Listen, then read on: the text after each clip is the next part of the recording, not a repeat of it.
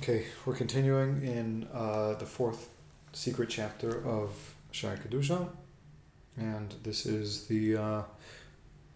teaching another methodology, a very different methodology, or not very different, it's a pretty different methodology of attaining Ruach HaKodesh, the Holy Spirit, on a very practical level. It is much safer than anything we've said up until now, I think, and this is how we're going to explain.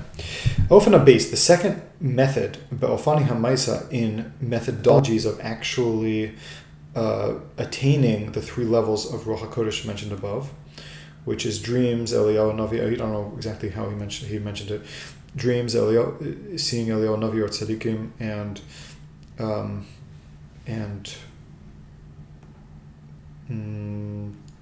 don't remember exactly the other levels.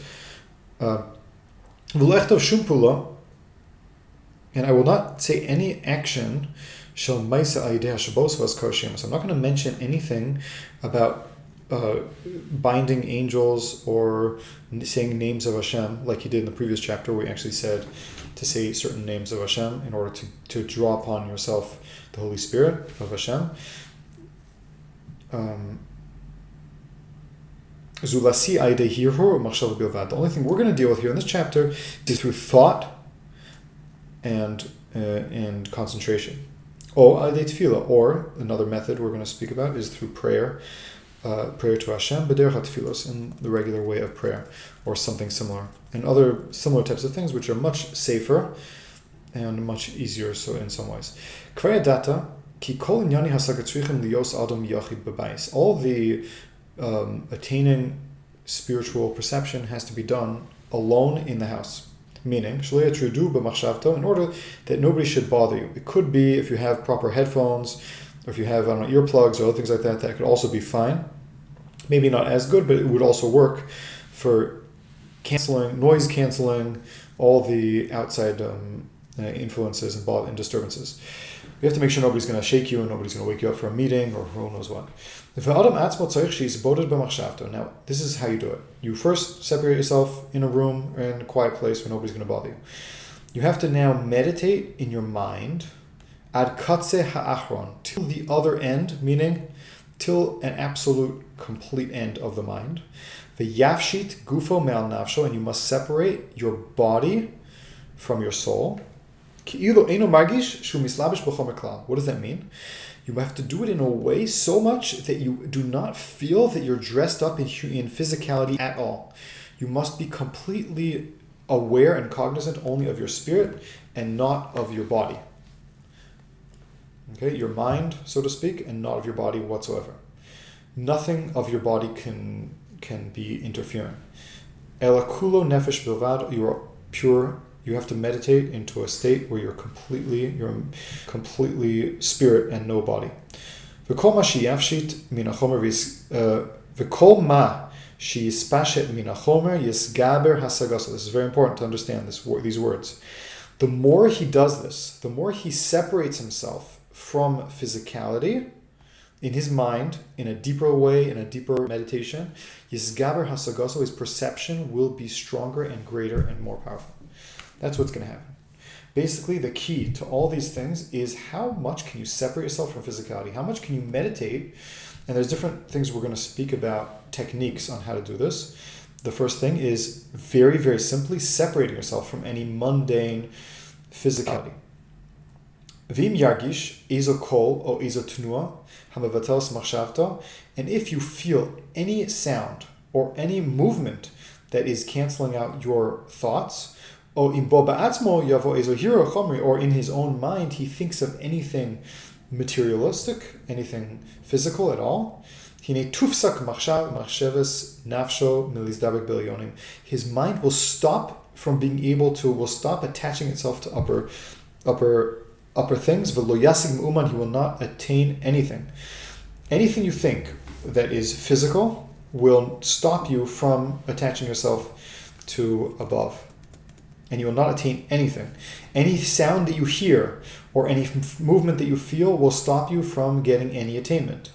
This is just how it goes. This is how it goes. So one of the things that we're going to do first in this practice is we're going to cut off all feelings. One of the ways of doing this is cut out all feelings from your body, from your mind, until your whole concentration is completely in your head.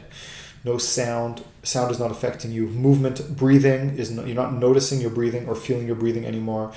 You don't feel the couch that you're sitting on or the chair that you're sitting on or the bed that you're lying down in at all. This has to be in order to get to such a high level where you're actually going to attach yourself now to something spiritual.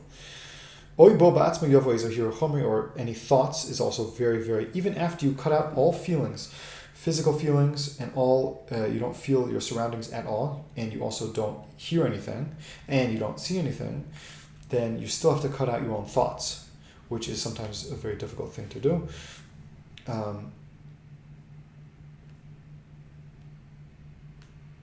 Okay, Yan ki kedusha selyono eino shor al odo bioso davuk im chomer afilu kehutasara. The holiness, the upper holiness, will never attach itself to a person, as long as he's even slightly attached to physical things, even like kehutasara, even like a thin hair's breadth. V'lachen hanavua or ruach hakodesh nikra b'shem tardema, and therefore, nevuah, prophecy, or ruach hakodesh, Holy Spirit resting upon a person, is called tardema. Tardema means sleep, or chalom, or dream, or chizayon, or vision. So it sounds like, again, I'm going to give a couple of explanations to what he's saying here. It sounds like the way that you separate your body from your soul from your body, is by completely nullifying any thoughts at all. Any thought you're going to have is going to have some type of physicality associated with it. Even if shape has to have some type of physicality, and therefore you're going to be bound here in this world, and you're not going to be able to have Ruach HaKodesh and Nevuah rest upon you. That's just what it sounds like he's saying. I practiced this many times personally. Meditation. I've spoken to other people who practice this meditation, and the first thing that happens is your body leaves your spirit, so to speak, your consciousness leaves your body. Once you get to a complete nullification of any thoughts, you leave your body.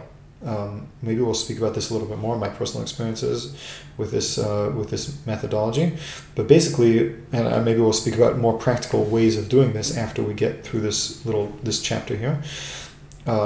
And one of the methodologies, I guess we'll speak about later. The sofa dover, and the end is afalpisha adam yeroilash lishos alav, meaning, to summarize, even if a person is fitting, he's holy and he doesn't do anything wrong, and he's ready for the highest levels of holiness to come to him.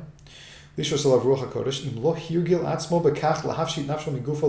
he does not practice and prepare himself and get used to taking his soul out of his body completely, this is just like black and white. If he does not do this, the Holy Spirit will not rest upon him. He'll be very holy, and it's very good, and he'll have nice dreams when he sleeps maybe, and other things like that. But he will not get the Holy Spirit. He will not get levels of prophecy in any way unless he practices this practice.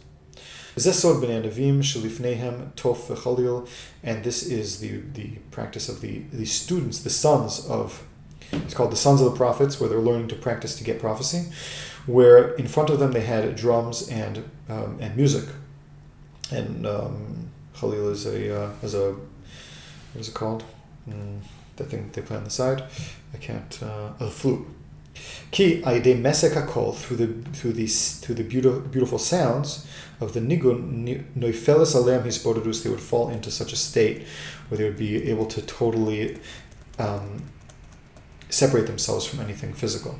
Ubarevus hakol umafshitim nasham, and the sound is something which may be considered, again, he doesn't say explicitly, it may be something considered that is not physical, and therefore sound, I don't know how I imagine that they used the sound as a springboard to get into a completely meditative state. They did not meditate on the sound, as far as I understand, as far as the way he's describing it here. They meditated, in the beginning they used it to get into a meditative state, but then they would actually turn off their minds and not be even aware of the music itself in order to go up, in order for the soul to go up. Then the player stops playing, and the students of the prophets would be left in the in their highly attached state, umisnavim, and then they would get nevuah. It sounds like he's saying here that the musician would play music, lift a person up to a very high level meditative state, meditating on the music, whatever it is, and then the music would stop, and then he would be left now in a very high state without any music, without any concentration of any, he would not be thinking about anything at all in that. So it sounds like a technique to get to nullification of thoughts, nullification of self, and get to a high level of meditation. This is the first condition. This is an absolute condition. This is a real thing. From some people that I've spoken to about it, I've told some people how to do this in the method that I have practiced, and I met one person who did it on the first shot. They sat down, they meditated in the way that I told them to do it, and boom, they saw their soul, they felt themselves leave their body, and they saw very scary things, and it was like a 2-minute process. They did not fall asleep afterwards. They just open up their eyes afterwards and they're like, wow, that was, and they've done it a number of times afterwards. I haven't, worked with too many people on this, but it certainly takes concentration and it takes a quiet place and focus. Vatanai Sheni, maybe we'll speak about it a different time, make a different video, especially for this. Vatanai Sheni, I don't know how much more we're going to get through to this. Let's start this Tanai Sheni, maybe we'll go over it in the next video again. Tanai Sheni, the second condition is Hushiavatel ha'adam mi'alav kol osan ha'dvarim ha'gormim l'hafsik hispodus. He has to stop all the things that would bother him from hispodus, from meditation. Ki b'tanai rishon lo zachanu rak ha'dvarim ha'chomrim. In the first condition, we only mentioned physical things, b'derech ha'teva, asher mafsikim hispodus, the natural things that stop a person from being able to meditate. Now we're talking about things, spiritual things that stop a person from meditating. And this is the Yetzer Hara, the evil inclination, which dresses up inside the person himself. We have to stop that also. And they get very strong and they overpower a person through sin. Unfortunately, a lot of people, once their soul leaves the body, they don't go anywhere good, or they're attacked by very evil forces. You have to practice the second condition, which is actual condition. It's something that should not be played around with, where we have to destroy all the angels, even if it's only temporarily. And this is something we can do to subdue them, and it'll allow us to go in safely and clearly. And it's something that has to be done every single time, and never ever cut corners. Never jump into this type of meditation without doing this, because if you do, what's going to happen is a person could be, even if he doesn't feel attacked by evil forces, he could be tricked and confused by them, and he will think that he's going to a good place where really is not. The evil forces and his own evil inclination could be drawing him to bad places. So what a person needs to do, first,